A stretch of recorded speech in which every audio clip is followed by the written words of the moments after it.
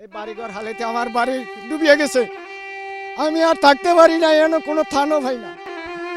বন্যার পরিস্থিতি জানতে চাইলে এভাবেই কান্নায় ভেঙে পড়েন লক্ষ্মীপুরের কমলনগরের চরকাদিরার এ বৃদ্ধা। ভারত থেকে আসা বন্যার পানি ছুঁয়েছে লক্ষ্মীপুরে, জনপদ থেকে জনপদ তলিয়ে গেছে বাড়িঘর, ফসলি জমি, রোজ দুমুঠো ভাত রান্নার চুলো, জীবনের শেষ ছিন্ন কবরও ডুবে গেছে বানের জলে।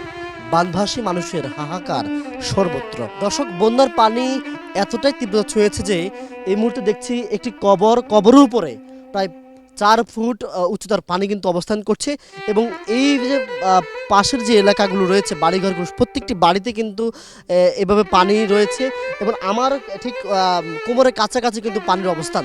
এভাবে লক্ষ্মীপুরের কমলনগরের চরবসু এলাকার বাসিন্দারা কিন্তু পানিবন্ধ হয়ে পড়েছে আজকে কয়েকদিন ধরে।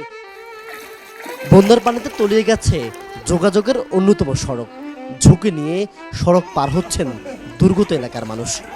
অনেকে গৃহপালিত হাঁস, মুরগি, গরু নিয়ে ছুটছেন উন্নত আশ্রয়ে। অনেকে পড়ছেন বিপাকে। আমরা উঁচুর দিকে যাইতেছি, কোথায় যাইলে পাবো ভালো জায়গা, উঁচু জায়গা, ওই দিকে যাইতেছি আর কি। বন্যার পানি উঠে এমন অবস্থা হয়ে গেছে, কোনো বাঁচার মতো, চলার মতো সবগুলো বন্ধ হয়ে গেছে, এবং ঘরে থাকা সম্ভব নয়।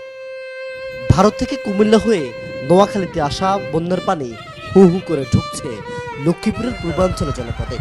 এতে মানুষের বাড়িঘর যেমন ডুবছে, তলিয়ে আছে ধর্মীয় স্থাপনাও। স্থানীয় মানুষজন বলছেন, ভুলুয়া নদীতে বাঁধ নির্মাণের ফলে পানি কমার কোনো পথ নেই।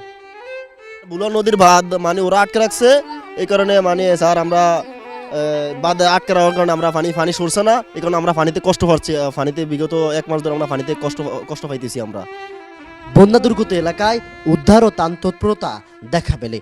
ঢাকা থেকে অনেকে এসেছেন, এর সঙ্গে যুক্ত হয়েছেন স্থানীয় সংগঠনের সংগঠক ও রাজনীতিবিদরা। জুনায়েদ আল হাবিব, কালের কণ্ঠ, লক্ষ্মীপুর।